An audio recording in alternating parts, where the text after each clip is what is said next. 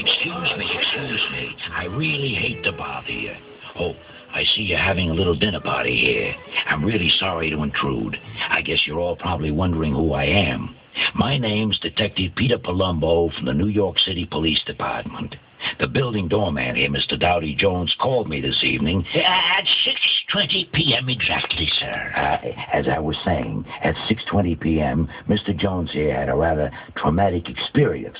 And it would really... Traumatic?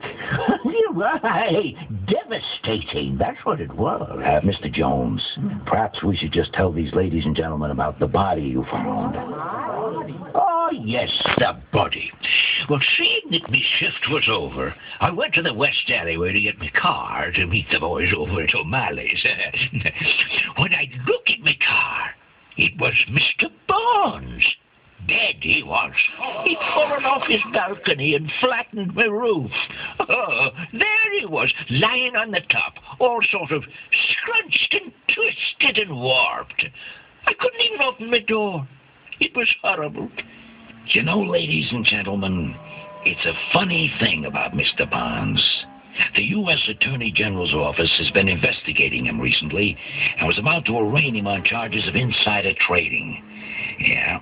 At first glance, it looks as though the combination of this investigation and yesterday's stock market crash, well, they were too much for Mr. Barnes. Now, you get the idea. Jumped from his balcony, took his own life rather than face the humiliation and financial ruin brought on by the crash on Wall Street. Aye, crashed all right.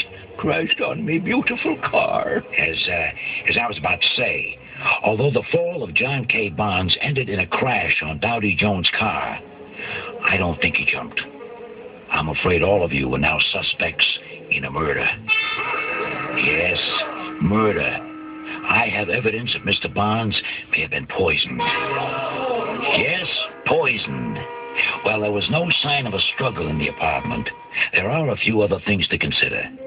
First, we found a small dart lodged in Mr. Barnes' clothing, which we're about to send to the lab for analysis. And several suspicious items were found in the drawers of that antique bureau in the entrance hall. Now, it's not likely Mr. Barnes put them in there. This pen, for example, contains no ink, but instead contains a murky brown liquid. And this flask holds a colorless liquid which I believe from the aroma may be cyanide. Yet another bottle was found containing the residue of a white powder which may prove to be arsenic. Now, I also found a glass in Barnes' bedroom containing sediment of some kind, and in a secret compartment next to Mr. Barnes' bedroom, I found an Amazonian blowgun. Jesus, Mary and Joseph, all that. I'm surprised you didn't find a bomb, too. Oh, I found a bomb, too. Oh, don't worry. It was in the secret compartment, and it was not due to go off until the middle of the night. I have deactivated it, so you're all quite safe. Now, until I thoroughly investigate, however, I'm afraid that no one will be allowed to leave the premises. There are still a few wrinkles that need to be ironed out. For example, some of you may have had reasons for warning him out of the way. Now, I understand that Mr. Barnes was not the most generous of persons. Aye, you got that right. I worked 15 years with that cheap SOB without so much as a Christmas tip. Now look what he's done to me car. Who's going to pay for this? I'm sure he was insured, Mr. Jones. Forgive me for staring, ma'am, but aren't you Cassandra Antel? You know, my wife is one of your biggest fans. She reads your column every day. She'll be so excited when I tell her I met you today. You too, Senator Barnes. My wife is your biggest fan. It is certainly clear from all you people being here that Mr. John K. Barnes had powerful friends and associates. Isn't this place something? You know, I bet Mr. Barnes is really going to miss this place, especially that art collection. That gallery is amazing. There must be millions of dollars in paintings in there, don't you think? Now, I don't know much about art, but those Van Goghs are beautiful. Am I mistaken?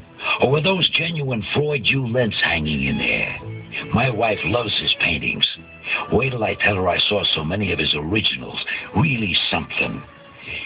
Well, I really hated to bother you people, being wealthy investors and all, but we do have to sort out this mess, don't we?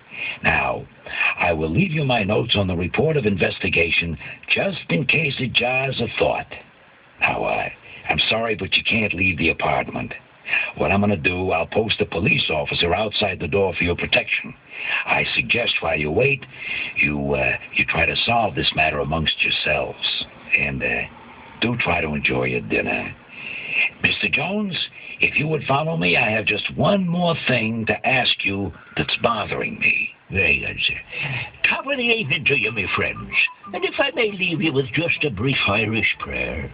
May the sun always shine on your face, and the wind always be at your back. And may you never waste time washing your car the day before a Wall Street crash.